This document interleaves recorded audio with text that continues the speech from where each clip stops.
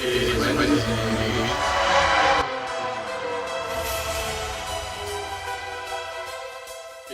Wednesday, my dudes.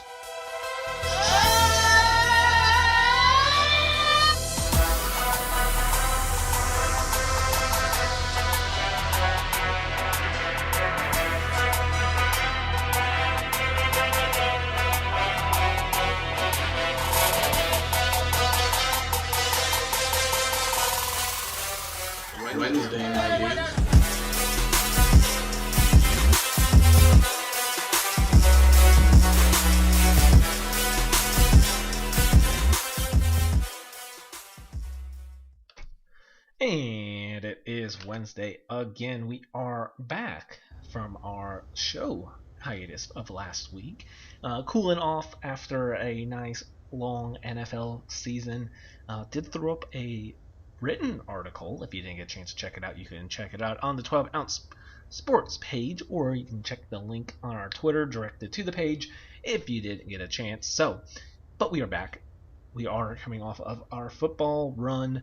Of course, we'll have some more mixed in as we have the Combine tomorrow, so I'm sure we'll touch on some of that next week, and then draft talk will keep coming up. So NFL will not be going away completely, and of course, thanks to baseball, we might need to be adding a little more NFL into our weekly shows. Randall, how are you doing today? I'm good, man. Just recovering from tournament last week, and then actually, tournament starts again tomorrow, so I'll be out of the fields all weekend, but ready to talk some sports today, man. Master scoreboard keeper. Yes, even though that did not shine college, that was not an incredible skill of mine, as Dom liked to point out live on air as he was calling the baseball games. So, maybe every now and then I got a little distracted and I wasn't looking at the game. I'm not the biggest baseball guy, so it is what it is. Well, we have been trying to make it for you, and I'm actually curious before I go on a rant. I meant to ask you this before the show, but I will be putting you on the spot right now. Okay. As a much more casual fan, as someone that I have been trying to bring more into the baseball fandom, right. How do you feel as a casual fan of the lockout? Okay, so there is a few things that I understand about it. From what I can tell, I understand what the players are, at least the things that I know that they're fighting for in the CBA. I mean, that's what it is, right? We're in a collective bargaining CBA, right? Same thing as all the other sports, I'm assuming. Yep. All right, so I understand what they're fighting for in the CBA. I understand that they're fighting for their basically like rookie contracts to be shorter, because from my understanding, like a lot of guys, unless you're getting into the MLB, like actually playing in the MLB and not in the minors, at like 20 years old, you probably will not be getting off of your initial rookie contract till you're like 27, 28 sometimes, and like out of your prime, right? Yeah. So you're missing out on money, which I think is fair, because there is for them to argue, because there is absolutely no other sport, at least out of the major ones that we follow, that do something like that. I understand that there is also some arguments over the amount of money, correct? In a way. Basically, piece of pie type kind of arguments. In a way, yeah. Okay. Let me ask you this, though. Or I guess let me get back to what your question is. I understand them being upset. I feel like there is some big things in there that I don't know how long they've been looking at, so I don't know if it's fair to say that they've had enough time to solve those issues or not. I'm not sure. But it does seem like, from everything that I've seen so far, that the commissioner is to blame, that this is still lockout, and that it could have been settled by now. Yeah. Am I wrong? I mean, I would say so. In my head, obviously too, Manfred is the voice of the owners, but also he has his very flaws on this. He cannot speak And I don't know if he truly does mean some of the just terribly worded things he says, or if he's just that bad of a public speaker. I realize too when I ask you this, it's a little different because you do actually, you're a casual fan, but you also understand the business aspects of sports.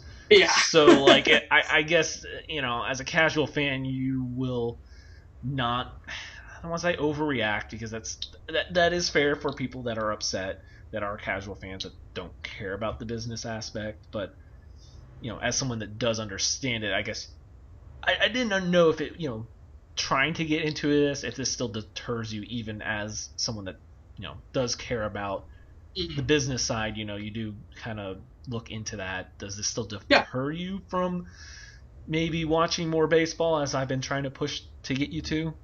No. I mean, something like this, like a lockout, would not stop me. But then again, I am a more, I guess, in sports business oriented person looking at it that side. I mean, that's both the world that you and I come from. But no, something like this would not stop me from watching that, just like in football or basketball, because I understand that it's just like any other negotiations in the world, and we know how negotiations in business can fall through and not fall through.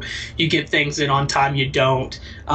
Just like negotiations with a house or something like that. It falls through, it doesn't.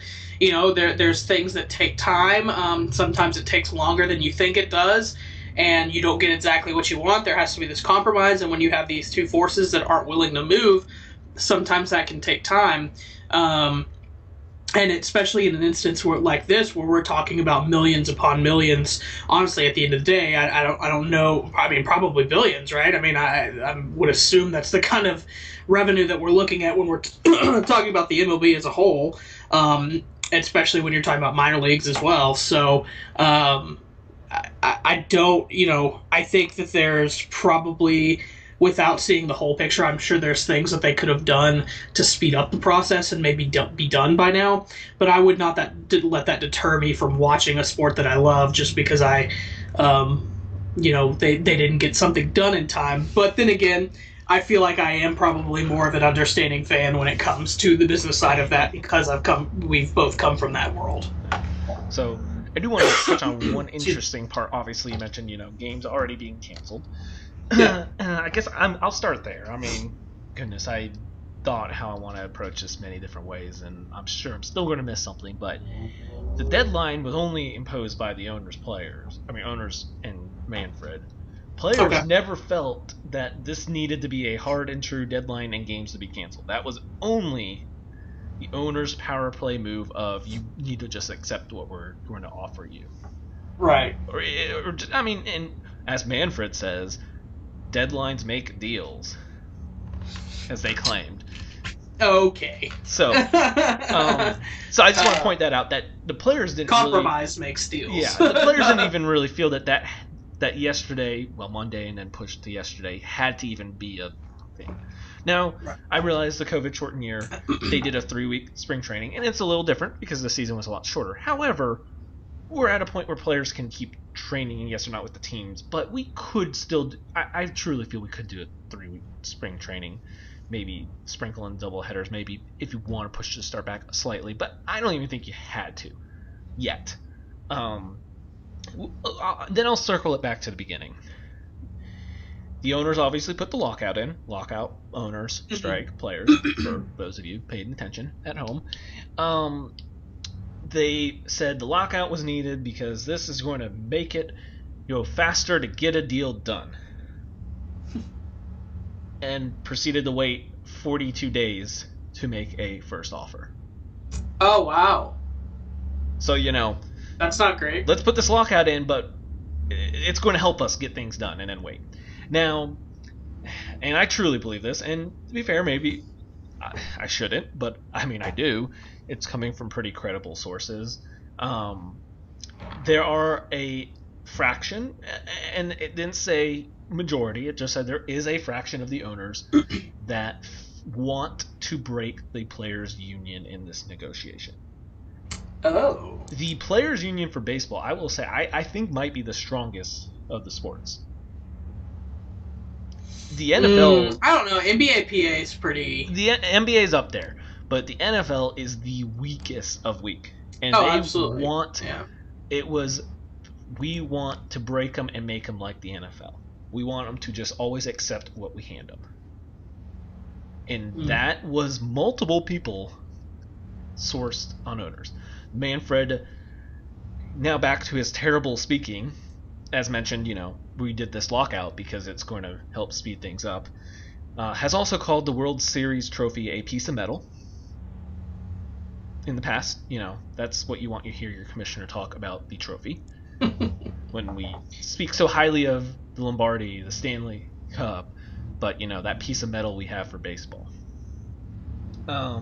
Manfred then says, we're hurting financially these last 5 years. It's worth it more to put your money in the stock market than own a baseball team. And I say to that, then sell your team and go put your money in the stock market. And you sell it to someone that will gladly care about that team. If that's the case, why is baseball still... Now, granted, NBA will probably pass soon, and most likely now, thanks to this lockout. But the MLB was still slightly ahead of the NBA in highest revenue. Second in American sports. Second. Yet, he's saying that the revenue, it's too costly. The owners are not making enough money. Our billionaire owners aren't making enough money. Well... So, as then he obviously puts this deadline, that, this will make a deal, because that's how he is. The guy that was also smiling on the TV talking about the lockout, or, canceling games, because he cares about the players, though, or the fans, though, excuse me. He cares about the fans, but he's up there smiling and laughing as he's canceling games that players don't agree that needed to happen yet. But a power play move for the owners. Another thing is, it sounds like the owners are willing to cancel a whole month, because as a couple things I've been now reading is there's a rebate thing for their regional deals. As long as they play like 130 to 150, they don't have to pay back any money to some of their TV contracts. And April, after opening weekends, you do see a dip in attendance as NBA playoffs are happening. People obviously come out for the first couple series, they dip.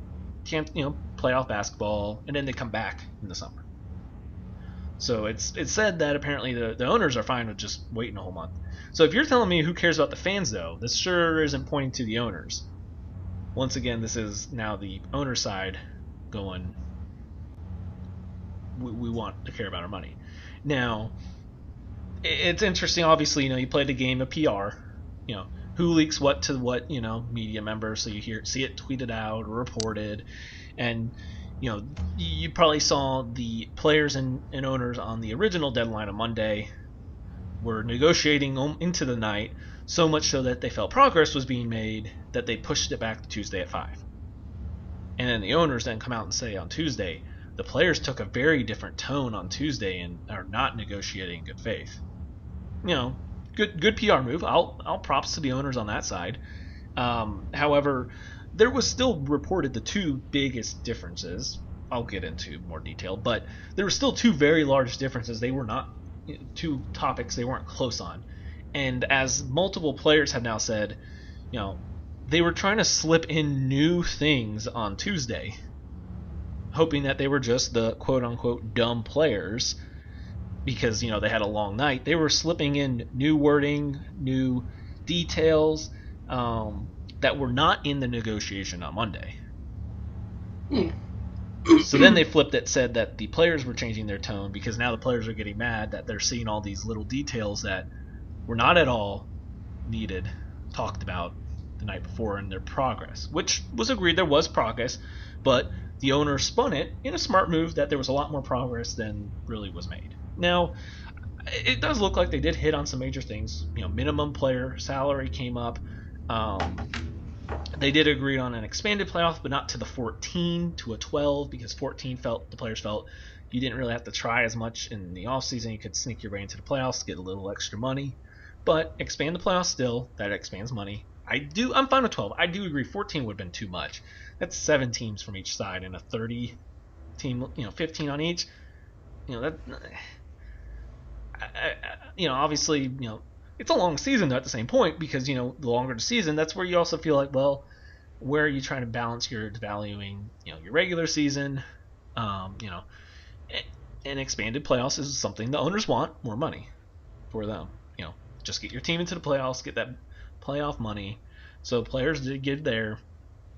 And what's interesting too on the money side is, you hear everyone, well, it's millionaires versus billionaires. You're still making a lot of money. Just play. We're not making that much money. And you're right. Do you have pro athlete skills? The market, you are seeing billions of dollars go to sports.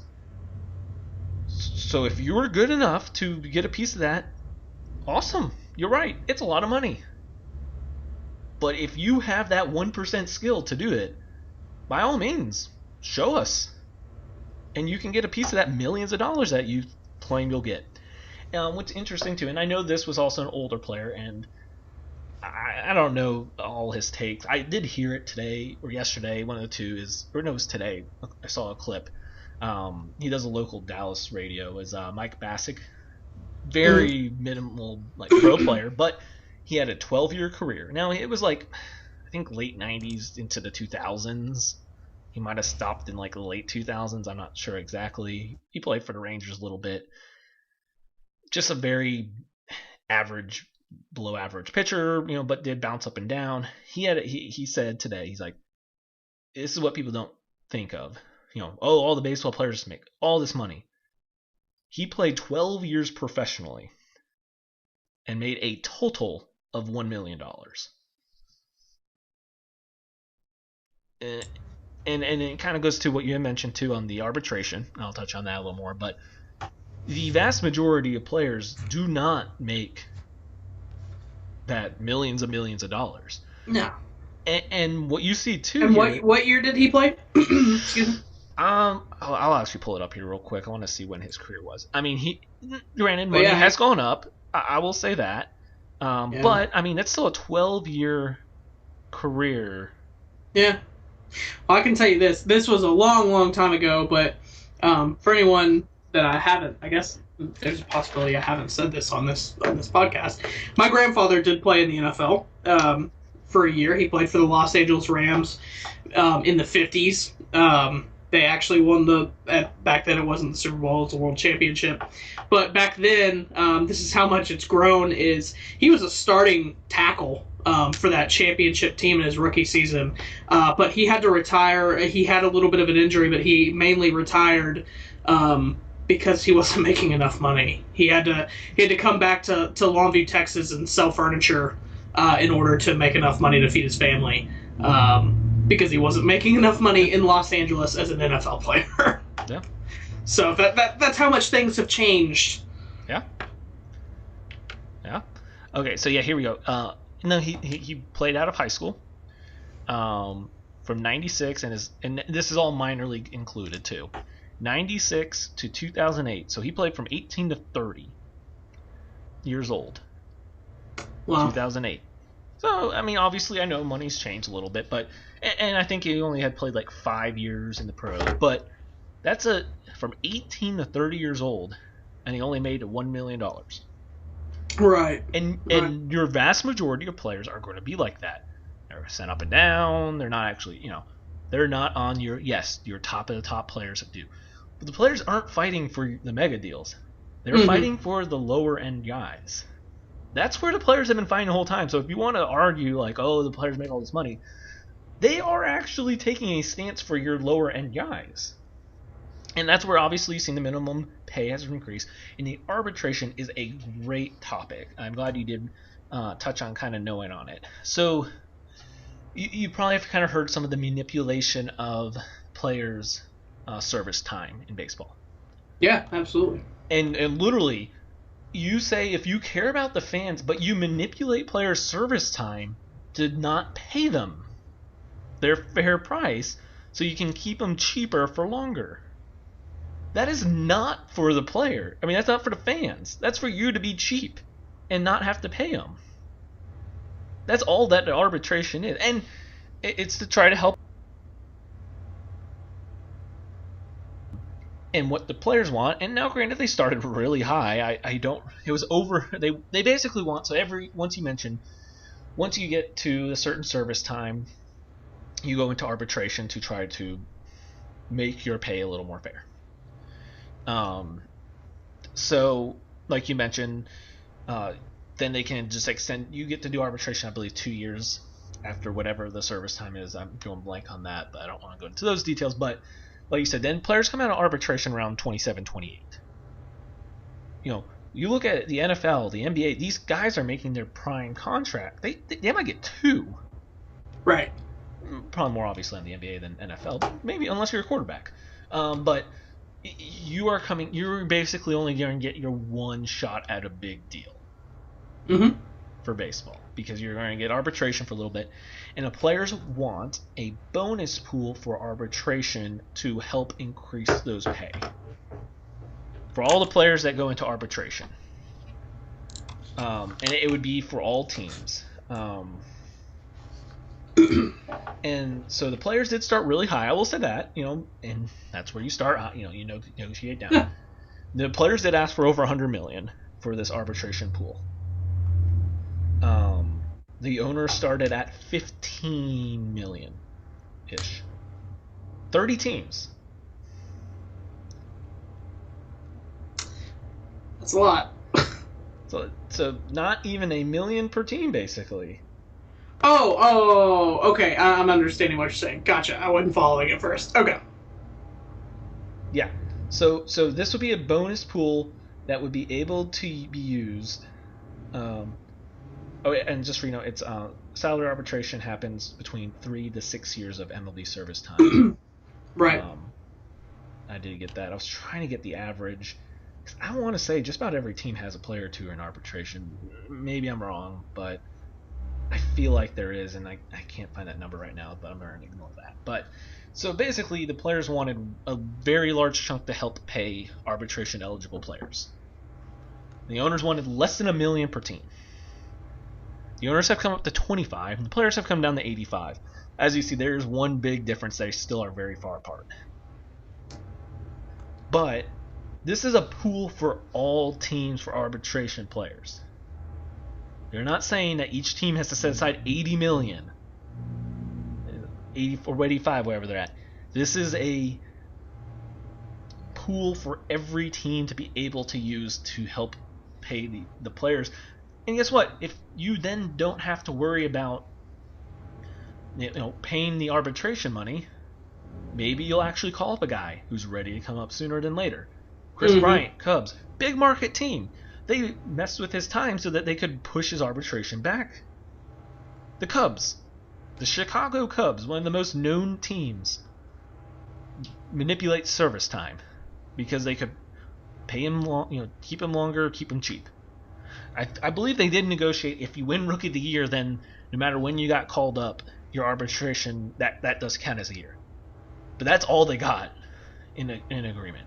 So you have to win Rookie of the Year, and then that year will count, even if you came up in like June. That's why you see all those, he's not ready, he needs a month into minors. And everyone knows he doesn't need a month into minors. He's hitting 450 with 10 home runs. Right. No. But you see the arbitration matters there. And so when they go to arbitration, they go to like a court and like hearing, and it's decided. It has been reported that MLB rewards a WWE-style championship belt to the team that keeps the salaries the lowest in arbitration. Is that real? Yep. Whoever they deemed wins arbitration by paying the players less wins a belt. Is there like a picture of this belt? Because I would love to see that. It's coming from The Athletic from a couple people. I don't see a picture on the thing, but I don't doubt it, to be honest. That's shocking. It's just sad that literally that's where they're fighting. And like, meet someone. Like, come on. Like, this pool will help you pay these players, and it's all the small market teams can't compete and keep their talent. But then what do these teams that, there's a too big of a salary difference. But Tampa Bay Rays seem to make it work. They keep making the playoffs. They flip players for better for young talent, but they keep making it work. Now, it's not the best way to work, but they're doing it. But then you see someone like the Pittsburgh Pirates. They don't even do anything. They just keep sucking every year. Trade players that might be good for a couple young players, and they just keep doing it. So, like, at the same point, like, you got to still spend some. Like, the people were upset the Rangers have been rebuilding these last couple years, and look what they did. They waited till they felt it was right, and they dumped 2 big contracts out right before lockout. You still have to spend the money. Like, I don't get you keep putting out a crappy team, you're not going to get the fan support. So once again, if you care about the fans, you still have to spend some money, not try to worry about your bottom lines and go, well, let's keep our costs down on our salaries to the players as much as we can and hope that we put out just good enough of a product to get people to come watch us. At some point, you have to try. If you're not putting a good product out, why would the fans come to watch? And then the other big thing, and that kind of goes into, is there's no salary cap in baseball, as you know. That's a problem, by the way. But there is a luxury tax that basically is the salary cap because not many teams will go over it. Yeah, but wasn't that... so correct me if I'm wrong, but like, wasn't that always the problem though? Was because a team like the Yankees don't care because they make so much money that they'll go over every year. They do, but they also haven't won in a while. Yeah, I mean, I guess that's not working now, but like it was, right? I mean, that's... It took them a while to still do it. I mean, okay. You think that the big championships were just in an era where, you're right, they kind of could just get everyone, and they had all the talent and could trade for it all. But really, when they still spend all this money, they're the Yankees, they can just get anyone. They don't really have that buying success. You can kind of put that the Dodgers have, but the Dodgers also still have a good mix of the homegrown talent. So, to be fair, I mean, yes, but the Padres spent more money than the Yankees this past year. Yeah. So at the same point, like, if you're willing to go over, you can compete and do it. But a lot of teams do take it as like a cap, and they're just not going to. So fine, if that's what you want to do, it is kind of a cap. And so the owners want to basically flatline it for 3 years and then like 2 small increases on it. The players did start higher and kind of bigger jumps each time. So now I will say this is where I do think the players do need to come back and either maybe meet them at their first. I think the players' first year was 237. The owners wanted 220 for 3 straight years. You can't keep it the same. Like, every sport has increased revenue every year. So it is kind of stupid to flatline it for 3 years. But I do think the players could come and start at 220, and they need to agree on a good incremental increase per year. That's where I do think the players could come down to the owners. But I think the owners would have to still give. You can't flatline it for 3 years. No sports salary cap flatlines. If you want to consider this a salary cap, basically. But at the same point, I think you need to care about your minimum spending if you're going to complain about, oh, we're spending all this money and we're not making enough. But yet there's these teams that don't even try. And that's where they have done the tanking. They're doing a lottery for the top 5 picks, the somewhat, push away tanking to not be as terrible, but that's where it's at.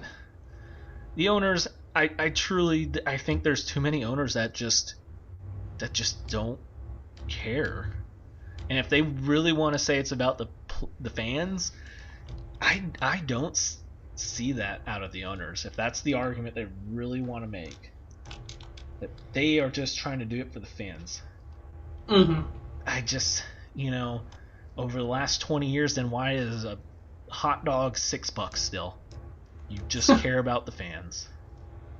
Yeah. You can't, it just, the players aren't even arguing for, like, the top end players aren't even arguing for the top end players. Their biggest fight is for your average MLB player that's not going to play that long, or at least that long. Maybe he's going to play 4 to 5 years in the pros, but he's not starting for that many games. Right. So, there you have it. I think at some point, they thought, like I said, the owners thought they could kind of break the players. And I think they do still kind of hope. I think they believe they're meeting tomorrow or Friday again. I wouldn't think. I think it's going to be another week. I think we might cancel a few more games. But when's the next day that they're going to cancel? They haven't said yet. But if they canceled 2 series yesterday, I would say 2 series? I thought they only canceled 2 games. No, 2 series. Oh. Yeah, so 6 games. I would say probably the next Tuesday-ish, they might cancel another 2 series. Sometime next week, I could see another quote-unquote deadline set to cancel a week of games. Every week is a week of games kind of thing. Yikes. I don't know if they'll do a, hey, we're going to cancel more than that if by a certain point. I think if you do that as the owners, then you really lose the fans card if you're going to go, well, it's been a week of games, why is this now next week is a month of games? I don't know if you can pull that. So it'll be interesting. Like I said, they're apparently meeting again. I'll have to double check if it was Thursday or Friday. It was obviously not right away. It was kind of day or 2 off and then regroup. But I'll say if you want to follow anyone, I would recommend Jeff Passan on Twitter. Mm-hmm. I feel like, people will claim, well, he's just been on the play. I feel like he's been pretty straight on what's going on. Obviously, some of the things he said has been people will argue pro players. I don't know. I feel like he's been pretty fair. And yeah, I'm on. I think it is more of a players' fair fight because it's not the top of the top players kind of fighting for themselves and the big contracts and their deals. It truly is more of a fair kind of deal that they're looking for. Right. So. Yeah. So there you have it. What's your prediction, though, on it? I'm going to stay somewhat optimistic because, like I said, it really is, I think, these 2 things that I think both sides can give. Like I said, I really do think this bonus pool, the owners, they got to, it's completely unreasonable on their expectation on where they want the bonus pool. And we've seen the players drop way more draft. The owners from these past 2 months went from 15 to 25. That's it. And the players have come down, like I think they're like 115, 120 down to 85. So I think they need to meet more in the middle, but more on the player side on that pool. Right. I think that's where the owners need to concede. And I do think the players should concede on the luxury tax in the sense of starting more where the owners want to start, but it, like I said, be a gradual, a set almost percentage up, and start at the 220. Just start at the 220 and do the gradual up. But I don't think, and I think the owners can't hold on to keep it a flat 220 for 3 years. That's ridiculous. No sport should do that. So I think the players should concede on that to start at 220 and set a fair gradual increase on that luxury tax. And honestly, those are the 2 straight things. Those are the 2 biggest points. Now, the biggest complicated thing is if the owners fight for we're not paying you for the games that don't happen, because apparently the players have said we'll pull the expanded playoffs off the table if you don't pay the complete contracts. So that's where my fear would be is if they go to start really playing hardball on that. Well, one thing's for sure. They're doing better than the UFC fighters are in that situation. Yeah. UFC fighters get screwed over worse than anyone in sports, so. Yeah. So, I guess we'll see next week where we're at. So, yeah. So, there we go. We'll hit the break here, and then on the other side, going to get your takes on some NBA basketball so far this year. So Sure. Stay tuned. We'll be right back.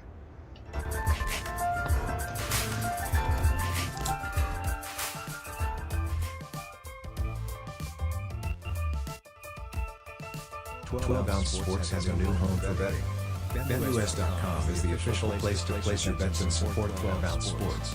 All you have to do is go to BetUS.com and type in the promo code 120Z and you'll instantly get a deposit bonus. This is America's favorite sports book. And remember, always gamble responsibly.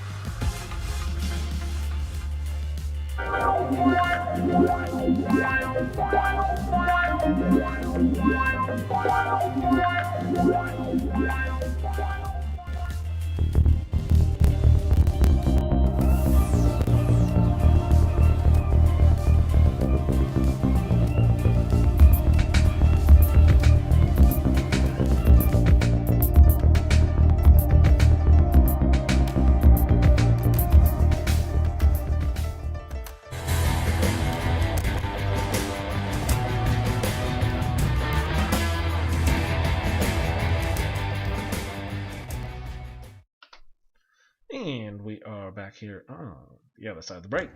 And it's time to switch into some NBA action. And we are pretty far into the year. We're coming up April 8th, last regular season day, correct? Yep. So Yep. we Get there. are approaching quickly here on the NBA season, and a pretty competitive field overall.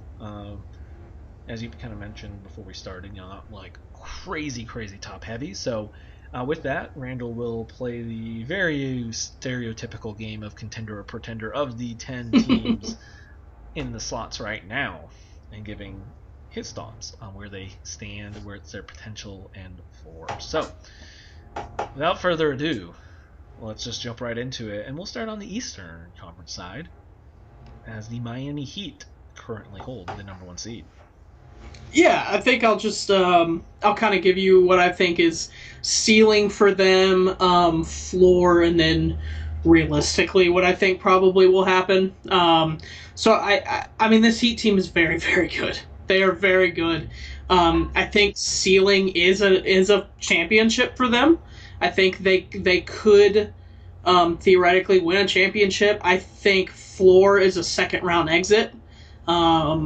After beating what would likely be, one of the Raptors, Nets, Hornets, or Hawks in that scenario, or I guess Wizards if they somehow make a run, but I don't see them making the cut. But I think realistically I think that there's so many good teams.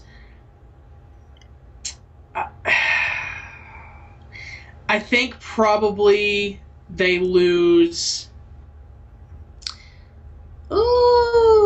second round probably. Okay. It's hard because I'm looking at what some of the teams realistically they might play, and there's some very good teams in the East.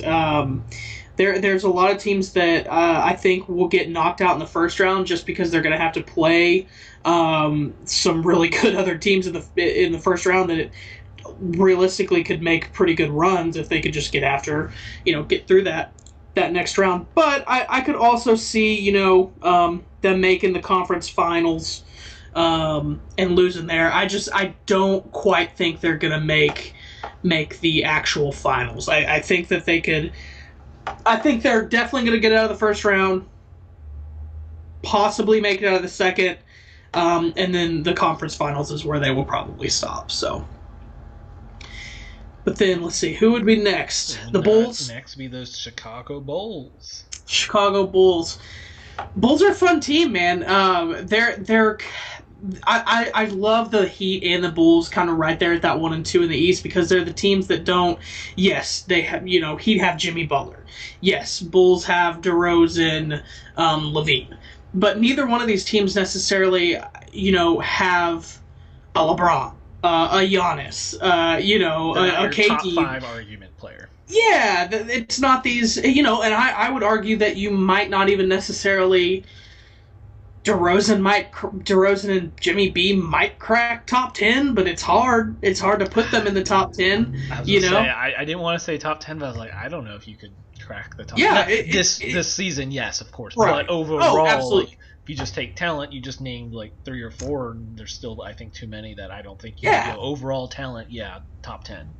Yeah, so it's really fun that these teams are really meshing because these are more like the teams that we were seeing in the early 2000s and behind and earlier that could potentially make runs. These just really good, well-constructed teams that play good defense. I mean, that's basically what it is. Bulls, obviously, DeRozan has just been playing like a madman, too. He's just been so good. This team is really versatile. I really like their chances. I also don't see them. I think they've got a very good shot at making the conference finals. I'll say their ceiling is conference finals. Floor is a first round exit. I don't see them getting beat by, the Raptors. Maybe if the Nets are there, I could see them getting beat by the Nets just because of the the firepower you have with KD, and then the possibility of Kyrie getting to now play home games in the near future. So there is that possibility. But I think realistically they'll make it to the second round, and it just depends on the matchup from there. So I'm going to say second round, possibly conference finals for them as well. Mm-hmm. Then you have 76ers, right? 76ers yep. Man, it's so hard with them because you know they're always that team that's right there, but then they can never get there. Embiid is playing like an MVP. They get James Harden. That team's kind of interesting now with them. The other players around them have been playing well this season. I'm gonna say their ceiling is an NBA Finals appearance. I don't think they can win the finals. I think their floor is probably a first round exit. Especially where they have to play. By the way, the world needs to hope that the Nets can find a way to the 6th seed. Oh gosh. So because that would be the most entertaining first round matchup of all time. Nets versus Sixers. You gotta watch every game because you never know what's gonna happen. Just the bad blood between those two teams at that point, it would just be incredible. But yeah, I could see first round exit. I could see NBA Finals appearance. I think I have a strong feeling the Sixers are gonna make it to the conference finals again. I really do. I think so. I think they'll make it to the Eastern Finals. So. Yeah, I don't know. Embiid's so good. They've got so many shooters around him now that they play good defense. James Harden is interesting with that team, so we'll see. We'll see with them. The Milwaukee Bucks. Oh man, you can never count out Giannis, right? So you kind of have to say the ceilings win it again. Yeah, ceiling is a back-to-back, a repeat. He's starting to freaking shoot threes now, man. Like that's terrifying. That is so terrifying that he's starting to get a 3 game. The rest of the team's comp, I didn't necessarily love the team comp last year either. I'm not the biggest Chris Middleton fan, to be completely honest. But anytime you have Giannis, I think you have a chance. So, ceiling is back to back. I think floor is a second round exit. I think they definitely will make the second round. Whoever they end up playing in that first round, whether they end up being the 3 seed. Really, I feel like they could end up being 3, 4, 5. I don't think anyone's going to overtake the Bulls at 2 necessarily, and definitely not the Heat. But I think Bucks definitely get out of the first round. And I'll say, I think they get booted in the second round, actually. That's hard for me to say, but there's a team that I think has a shot at the finals that I haven't talked about yet. That's a wild card for me.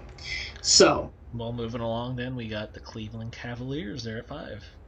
Man, they're so fun. They're so fun to watch because it's weird basketball, honestly, for me, because they're a team full of guards and centers.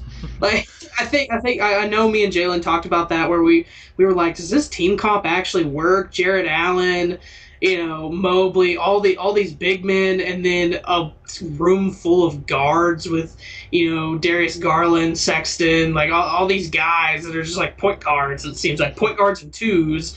Seems like they don't have any wings, like true wings, except maybe like Okoro if you want to, count him. But like, it is a fun team. I think realistically they're going to get the crap end of the deal here and get matched up with a Milwaukee or a Philly in the first round and get booted. I think their ceiling is to win in the second round to get to the second round, and I think their floor is to get booted in the first round. And I think the biggest hope for them is that they make it a series in the first round. I think that's the biggest hope for Cleveland. It's a team on the rise. I like what they're going with. I like their future there, but I just don't see it for them this season. Well, then, currently rounded in at 6 and not in a play-in game is the Boston Celtics. Yeah, so the Celtics are the team that's that wild card for me, man. They've been playing such good basketball lately. They've been on a tear, playing really good defense. It's finally clicking. Robert Williams, a.k.a. the Time Lord, he's killing it, man. He's so good. It's about time. He's been this guy that's been on this like weird minutes thing. That's why they call him the Time Lord. It's like he doesn't get to play that often. When he does, he always does something really crazy, but now he's finally starting to get solidified minutes this season. Like, he's playing really well. Jason Tatum's playing great. Like this whole team is really on the rise, and I really like where they're headed. I think the ceiling is to make it to the finals. Actually, the way they're playing right now, I think their ceiling is to make it to the finals. I think the floor, just based on some of the teams that they might have to go against in the first round, is a first round exit. I think no matter who they play in the first round, it's going to be a battle. I think they can take it to 7. I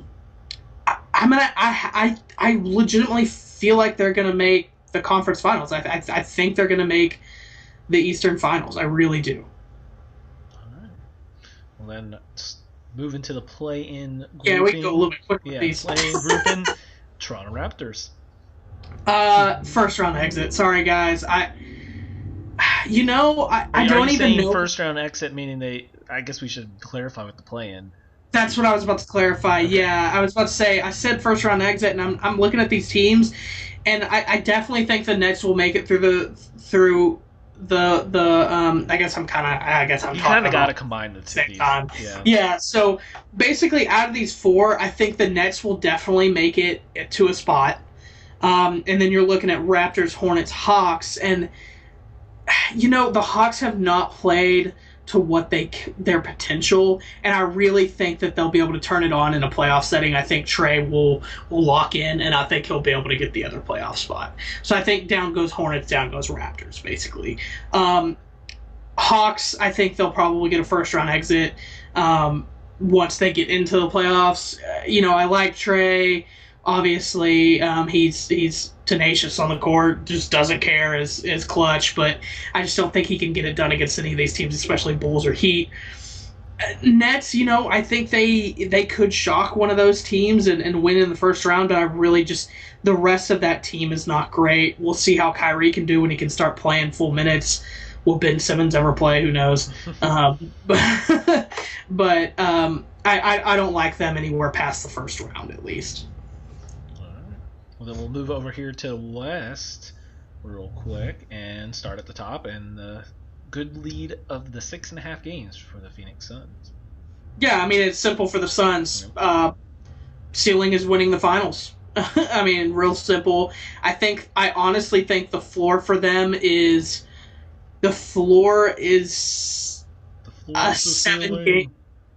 The floor is the ceiling. No, I think the ceiling is maybe if they run into a really good team in the second round that they lose in a game 7, but I don't see that happening in either.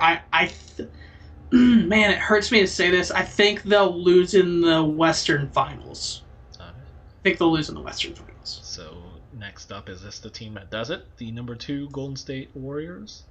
This is the team I predicted at the beginning of the year to win the NBA Finals, and I'm still predicting that. I think we've just scratched the surface with what Clay can come back and be. Steph is playing really good. At one point, he was looking like potential MVP this season. I don't know if he's still there at that point. But this team's really good. Obviously, they can shoot the lights out, and anytime you can shoot in the NBA like that, and you have the best shooter of all time, and possibly the second, third, fourth best shooter of all time on the same team, it's dangerous. Will Draymond play again this season? Who knows? But, you really like what some of those young guys are giving that team. I think floor win the finals, ceiling, I think, ceiling win the finals, floor, I think, is Western Conference Finals. I think they're going to win the finals this year. I think this is Steph's last finals, though. Okay. And number 3, the very popular right now led Ja Morant Grizzlies. Yeah, I mean, your boy got it right. I said Ja was going to win, most improved this year because I thought that he was going to make that step from very good player, up and rising player, to a bona fide superstar, and he has become that. There's people trying to make an argument for him being best point guard in the league. I'm not there yet, but I'm not afraid to give him top 3, top 5. Like, he's that good. Athletic, can shoot now, plays defense, is active on defense. I'm not going to say he's the best defender in the league, but he is active on defense. And that team around him is good. You got Bane, who's a great 3-and-D guy. JJJ is really good. It's a really great team around them. I think ceiling is they were to make it to the conference finals. Floor is maybe they... Oh, gosh, some of the teams are playing. Floor is they lose in the first round to me. I think realistically, what I think is going to happen, I'll say they get out of the first round, but I don't think they make it to the conference finals. They're not quite there yet. Then number 4, we have the Utah Jazz. God. I am not a fan of this Jazz team. I'm going to be a buck with you. Jazz, I'll say their ceiling to me is second round.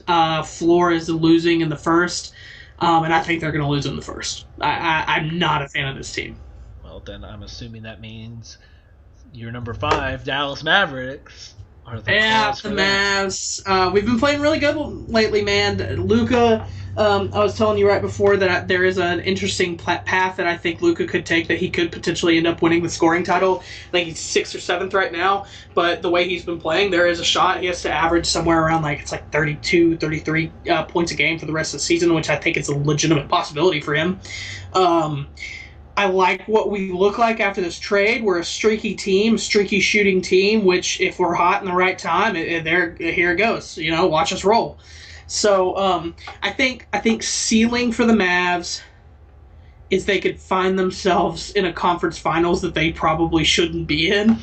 I think that's the absolute ceiling if the whole team kind of got hot at the right time. Floor is first round exit again. I think realistically, we win our first round matchup, whoever that may be, probably the Jazz. I think we beat the Jazz and then probably lose in the second round. Yeah, to the Suns. They have your number pretty well.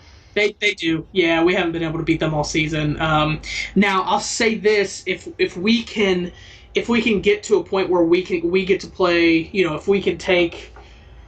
Oh man, you hate to say it, but almost you're looking like if there was a way where we could play the Warriors in the second round, I think we actually could potentially beat them. We have kind of had their number this season a little bit, but I don't see a path to where we get to play the Warriors in the second round. I think we're doomed to play the Suns in the first round, and I think that's our exit. So. Then we got the number 6 seeded Denver Nuggets.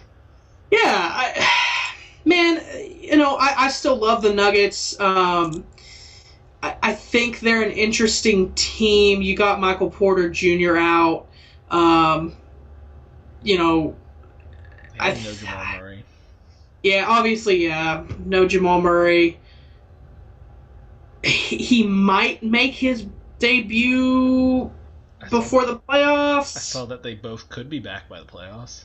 Yeah, both could be back. Now, if they're both back and actually healthy, I like them a lot. But it's hard to... I love Jokic, but it's hard to take just Jokic, basically.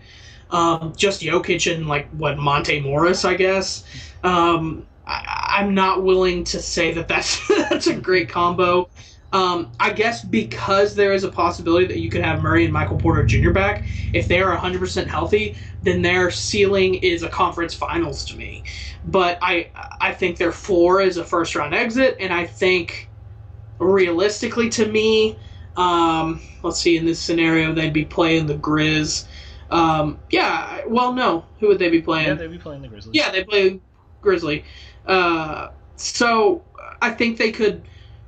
With a semi-healthy Murray and a semi-healthy Porter Jr. playing against the Grizzlies, I could see that the veteran leadership and the team that's been in the playoffs and has gone deep in the playoffs, I could see them beating the Grizzlies just because of that. And I think I'll go ahead and say that's what's going to... It's so hard to tell with the injuries. I don't know. No, I'll say the Grizzlies beat them in the first round. I think it'll be close, unless they're surprisingly healthy. But I think they'll play a tough first round for the Grizzlies. I think that's a really fun matchup too. Then just real quick, I would say just go through your 7 through 10 here so we can get your UFC picks. But just rattle, we got Minnesota 7, Clippers 8, Lakers 9, and at this moment, Pelicans holding the 10. Yeah, let me tell you what 4 teams I hate. I mean, really, I think all 4 of these teams are first-round exits, no matter who makes it to the playoffs. I don't think they really... The Lakers have just looked god-awful. Love LeBron. Well, I don't love LeBron, but I don't believe in LeBron. I don't believe in that Clippers team. The T-Wolves team is interesting. I think they could be... I hope they make it in the first round, just because I love Ant. I think Ant's fun to watch. But I'll go T-Wolves and Lakers to come out of that and get the playoff spot, but both of them lose in the first round. All right. Then let's wrap it up these last few minutes with your UFC picks for this weekend. What kind of time am I looking at here, Dom? 2 minutes. 2 minutes, got it. Okay, so this weekend, Jorge Monsvado versus Colby Covington. Anyone knows anything about this? Jorge and Colby came up together came up together in the same camp with American Top Team. Took me a second to remember their group, but American Top Team, big split between them. They hate each other's guts now. There might be no bad blood more in the UFC than Colby and Jorge, so this is going to be a blood match. Pretty good main card.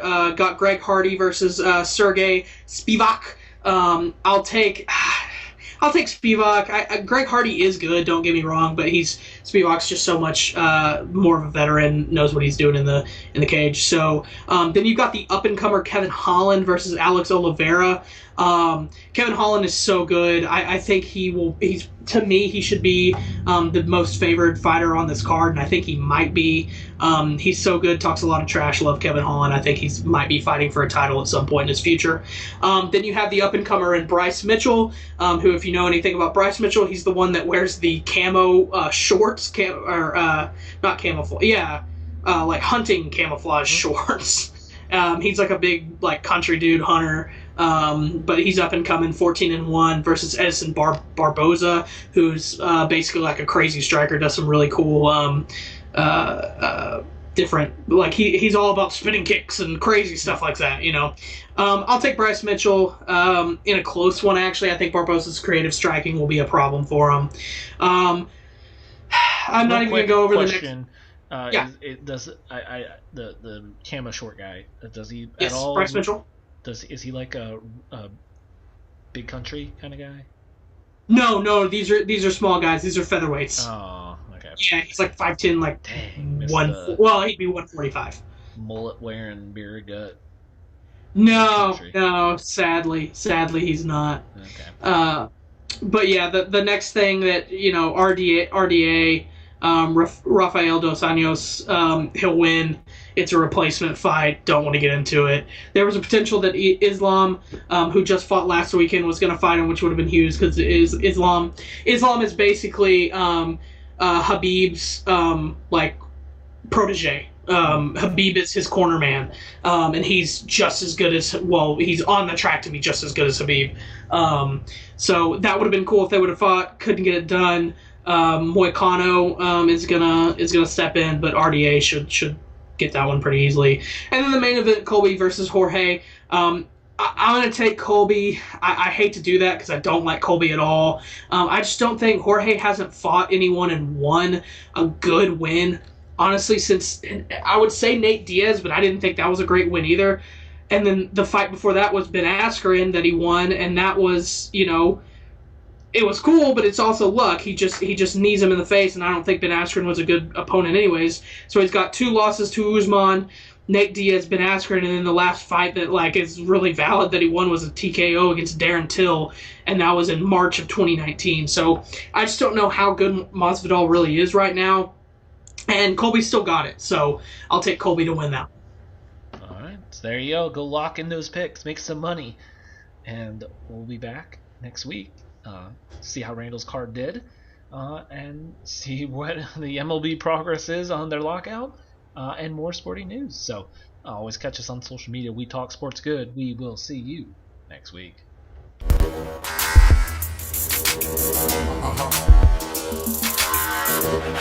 Uh-huh.